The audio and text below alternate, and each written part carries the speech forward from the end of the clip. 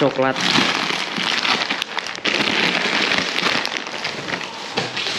Panci. Nih. Ini. Karena saya warga negara yang baik yo, jadi saya ya harus mengikuti pesta demokrasi. Enak men kok saya tidak dielokkan ya toh, ya toh.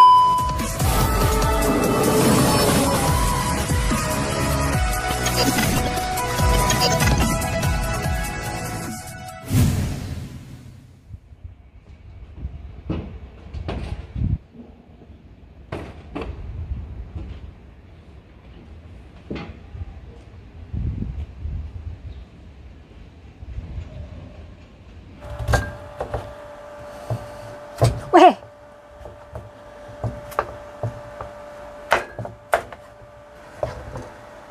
Bismillah.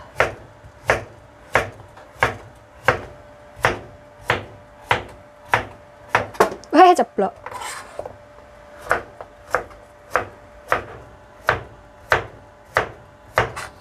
Halo, assalamualaikum warahmatullahi wabarakatuh. Ketemu lagi dengan Dian di Taiwan. Hari ini saya masak nankua, Mbak Bu Besti. Nankua itu labu kuning ya. Ini mau tak buat masakan. Jadi di sini tuh labu kuning bukan dikolak tapi dimasak buat sayur.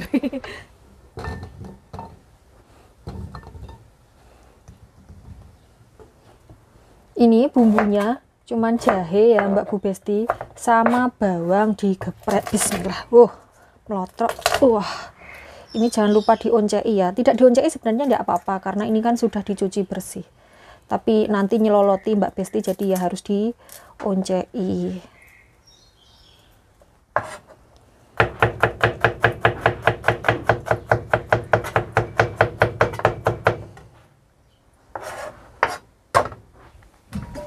Hari ini saya belum bisa bersih-bersih dapur lagi ya Mbak Bu Besti karena mau ke rumah sakit lagi. Kok bendino piknik ke rumah sakit ya Mbak Besti. Jandak waleh Mbak Bu, heran aku.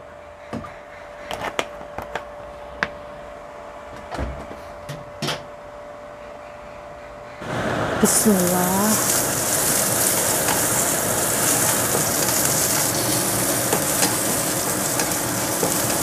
Bismillah.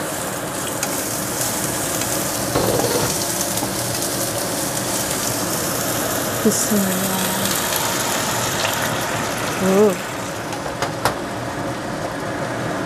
Kasih garam sedikit saja ya Mbak Bu Besti. Bismillah.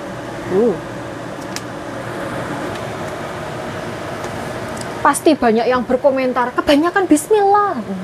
Sesuatu yang dimulai dengan bismillah itu selalu diakhiri dengan alhamdulillah Mbak Bu Besti. Namanya juga orang usaha berdoa gitu. Siapa tahu dengan bismillah nanti hasilnya itu jadi alhamdulillah. Terus belum lagi kalau ditiru-tirukan sama Mbak Bu Besti yang lain, yang setiap kali kalau kerja atau masak atau apa selalu diawali dengan bismillah. Kan lumayan saya dapat pahalanya, iya toh, iya toh, iya toh.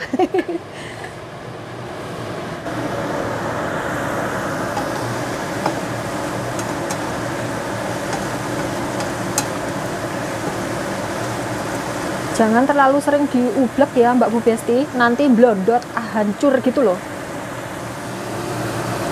Tak tambahin sedikit air, bismillah.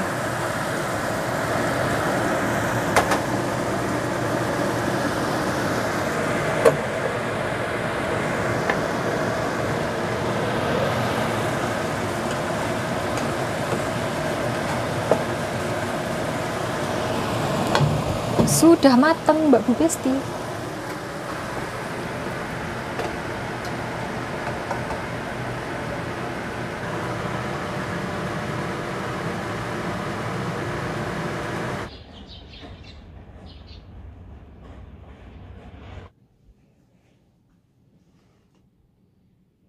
Maca apa Mbah?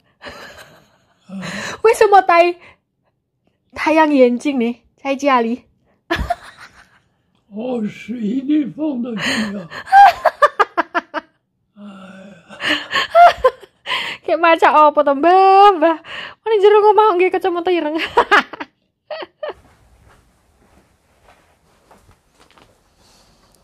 Alhamdulillah yang tak tunggu-tunggu akhirnya datang juga Mbak Bu Besti. Saya itu nunggu lama banget sampai kepikiran overthinking kalau takut ternyata nggak datang kayak gitu.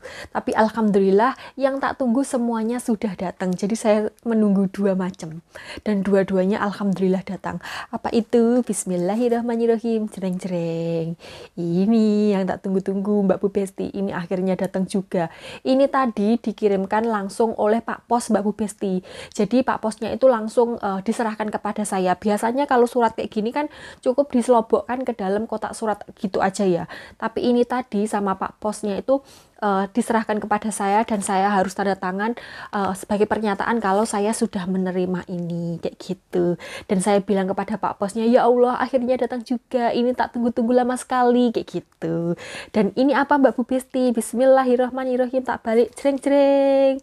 Ini adalah surat suara untuk nyoblos presiden dan wakil presiden Mbak Bu Besti. Saya nyoblos duluan ya. Mbak Bu Besti yang ada di Indonesia nyoblosnya tanggal 14 Februari ya lambe saya ilat saya kepleset-pleset. Jadi yang di luar negeri memang nyoblos duluan karena ya seperti yang tak jelaskan di video sebelumnya, kalau di luar negeri itu banyak kendalanya. Salah satunya adalah pendistribusian. Kayak saya gini itu kan tidak bisa sewaktu-waktu atau sewayah-wayah keluar seenaknya saja kayak gitu Mbak Bu Besti. Makanya metode pemilihan di luar negeri itu ada beberapa macam. Salah satunya adalah metode pos. Jadi dikirimkan ke alamat majikan kayak gini. Terus nanti setelah selesai pencoblosan dikirimkan balik kepada PPLN, panitia pemilihan luar negeri kayak gitu. Tapi ini nanti penghitungannya serentak bareng sama dengan yang ada di Indonesia tanggal 14 Februari itu Mbak Bu Besti. Terus ini dalamnya isinya apa aja? Dalamnya ini isinya adalah surat suara untuk nyoblos presiden dan wakil presiden. Terus kemudian ada juga surat suara untuk nyoblos DPR kayak gitu. Tapi untuk surat suaranya itu tidak langsung dari amplopnya sini ya. Ini amplopnya kayak gini, di dalamnya itu masih ada amplop lagi. Jadi surat suaranya itu masih ada dilindungi amplop lagi kayak gitu loh Mbak Bu Besti. Amplop di dalam amplop. Biar aman jaya terkendali. Jadi nanti di dalam sini itu ada panduannya bagaimana cara mencoblosnya, terus kemudian bagaimana caranya mengirimkan balik kepada PPLN-nya kayak gitu.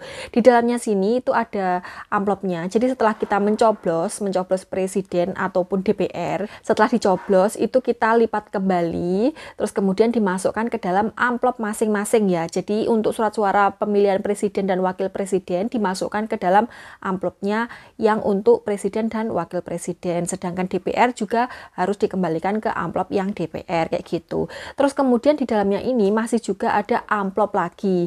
Jadi surat suara tadi yang sudah dicoblos, yang dua tadi DPR sama presiden dan wakil presiden, itu dua-duanya dimasukkan ke dalam amplop yang kosong tadi. Terus kemudian dikirimkan kepada PPLN Taipei. Terakhir tanggal pengirimannya itu kalau tidak salah tanggal 31 Januari. Yo. Wow. How? Là na cái chai akong phang chen temen go. How? Iya Mbak Besti. 2000 years later. Oke, saya sudah kembali lagi Mbak Bu Besti. Itu mbahnya itu mau ganjeli pintu kamarnya. Jadi biar kita tidak bisa masuk, takut gitu. Takut kalau kita itu ngambil uangnya Mbak Bu Besti, jangan Mbak Bu Besti ben-ben sakar-karpnya. Sebenarnya kemarin malam juga seperti itu. Terus kemudian paginya itu waktu buka pintu rada susah ya Mbak Bu Besti karena ganjelnya itu kan ganjelnya itu seret siset kayak gitu loh. Terus simbahnya itu nggak punya tenaga untuk ngangkat kayak gitulah. Kita kan di luar nggak bisa ngapa-ngapain, nggak bisa bantuin gitu. Alhasil setelah pintu terbuka itu simbah lemas, terus akhirnya deprok kayak gitu Mbak Bu Besti, nggak bisa berdiri. Tapi ya tetap dibaleni lagi sekarang. Angel. Oke, jadi ini untuk surat suaranya sudah ya Mbak Bu Besti. Memang di luar negeri itu nyoblosnya lebih dulu daripada di Indonesia, yaitu sudah tak jelaskan tadi ya toh. Karena ini masih panjang jangka waktunya, jadi ya tak geletakkan dulu. Nanti saya dimarahin, tidak. Maaf. Karena ini waktunya masih panjang. Jadi saya nyoblosnya nanti saja lah ya Mbak Bu Besti. Jangan lupa ini nanti kalau mau mengirimkan balik mau mengirimkan balik kepada PPLN Taipei, itu dimasukkan ke dalam kotak pos yang warna hijau. Untuk daerah luar Taipei, itu yang kotaan yang outgoing itu loh. Tapi untuk daerah Taipei, itu yang lokal. Jangan lupa, lokal ya, karena kita ada di wilayah Taipei. Kalau di luar Taipei yang outgoing itu ya. Oke, Mbak Bu Besti, wes. Kalau untuk teman-teman yang jauh dari kotak pos, jauh dari kantor pos, bisa dititipkan kepada Pak Pos yang sering keliling kayak gitu, yang sering biasanya kan Pak Pos itu sering keliling membagikan surat-surat untuk majikan-majikan kalian tuh, bisa dititipkan kepada Pak Pos. Kalau seumpamanya jauh dari kantor pos ya, gitu.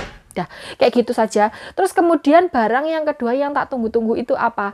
Adalah kargo, Mbak Bu Besti. Jadi bulan September lalu itu kan Mas Asan pulang ke tanah air, ke Indonesia. Dan kita itu ngirim paketan, ngirim kargo pulang ke Indonesia. Barang saya dan barangnya Mas Asan.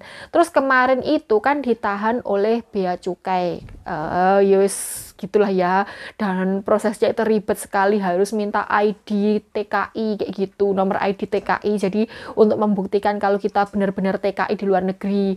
Untuk membuktikan kalau paketan kita itu bukan barang impor dari luar negeri yang akan diperjualbelikan di Indonesia. Ribet pokoknya. Terus kemudian melalui proses yang sangat panjang setelah berbulan-bulan, dari bulan September to Oktober, November, Desember, Januari, hampir 4 bulan Mbak Besti. 3 bulan lebih lah ya hitungannya, 3 bulan lebih kayak gitu. Iya, September to Oktober, November, Desember, Januari. Ya toh. 3 bulan lebih ya wes pokoknya gitulah Mbak Besti ya. Terus kemudian paketan saya yang pertama itu yang datang yang kardus kecil. Jadi kan Mas Asan itu pesennya kardus yang jumbo. Kalau pesen kardus yang jumbo itu dapat bonusan kardus yang kecil kayak gitu. Nah, yang datang itu pertama adalah kardus yang kecil. Kalau tidak salah datangnya pas tanggal 1 Januari. Pas tahun baru, tanggal 1 Januari. Tak pikir lah iya dua-duanya datang yo. Tapi bule saya itu memfoto, mengirimkan kalau yang datang pertama adalah kardus yang kecil. Loh, mak jreng, kaget dong, mak dek gitu Mbak Bu Besti. Terus kemudian saya langsung mengabari Mas Asan kalau paketannya yang datang yang kecil. Dan kita langsung konfirmasi kepada pihak ekspedisinya mengatakan kalau kargo kita yang datang kok yang kecil, yang gede kemana. Terus kemudian dimintai nomor resi kardusnya dan langsung kita berikan dan disuruh untuk menunggu paling tidak sampai pertengahan bulan. Dan alhamdulillah tanggal 7 Januari, jadi nggak sampai pertengahan bulan ya, selang 6 hari kardus yang besar akhirnya datang juga. Dan saya langsung mengabari Mas Asan untuk ngecek barang-barang di dalamnya apakah ada yang hilang atau ada yang berkurang. Alhamdulillah, paketannya akhirnya nyampe juga. Kardusnya jumbo pol. 3 bulan atau 4 bulan nih. Tidak sampai-sampai. Akhirnya kardusnya udah sampai dulur. Ini alhamdulillah isinya masih utuh. Jajan-jajannya nih kita keluarin. Nih, 1 2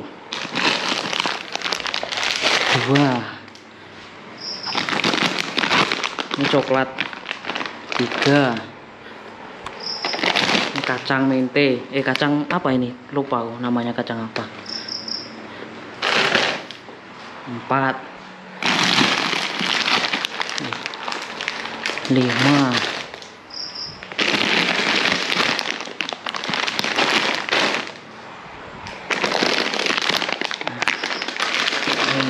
ini kacang mente ya, ini kacang mente. Coklat lagi.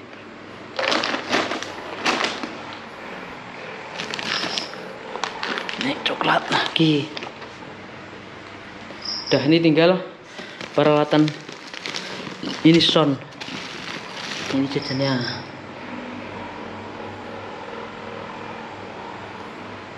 Baju-baju ini tinggal baju. Baju ini selimut-selimut. Ini vakumnya kok buka. Pantesan belendung. Ini speaker aktif.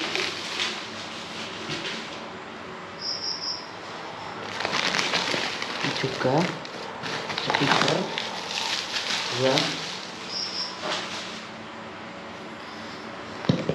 Dan yang paling aku tunggu ya ini kunci. Panci. Terus ini apa? Mangkok, Kayak anu alat operasi. Mangkok-mangkok. Teflon.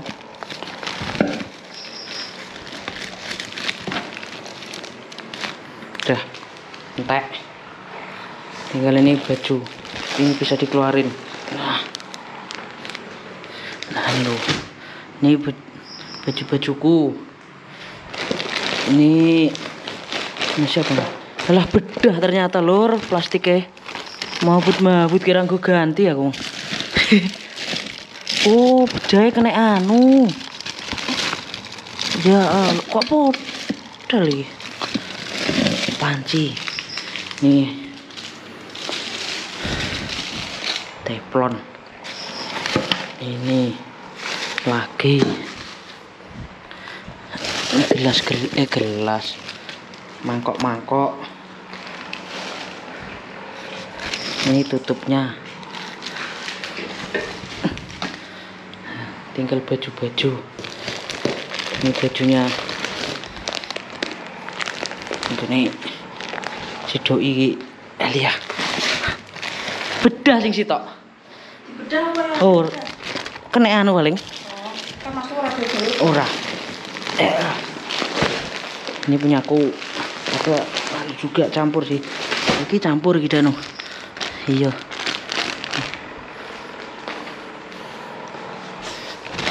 Kising bedah. Cembrut dulu. Speaker aktif. Dan alhamdulillah komplit Mbak Bu Besti, tidak ada barang satupun yang hilang.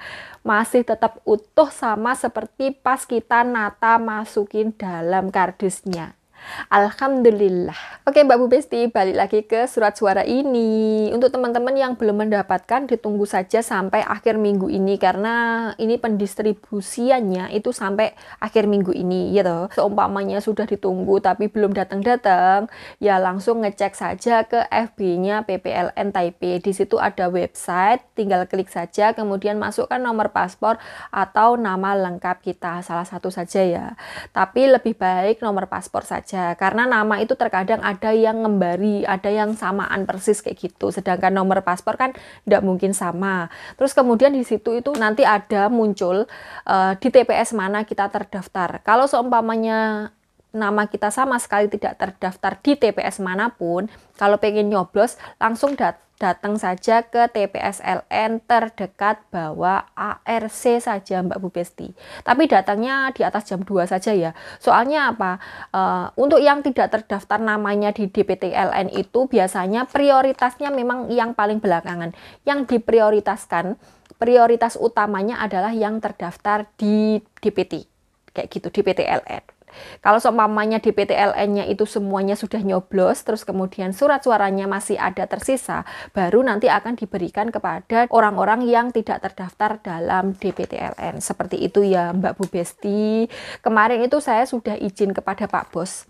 Kalau tanggal 14 Februari itu Indonesia akan mengadakan pesta demokrasi pemilihan presiden dan wakil presiden. Saya harus nyoblos sebagai warga negara yang baik ya toh.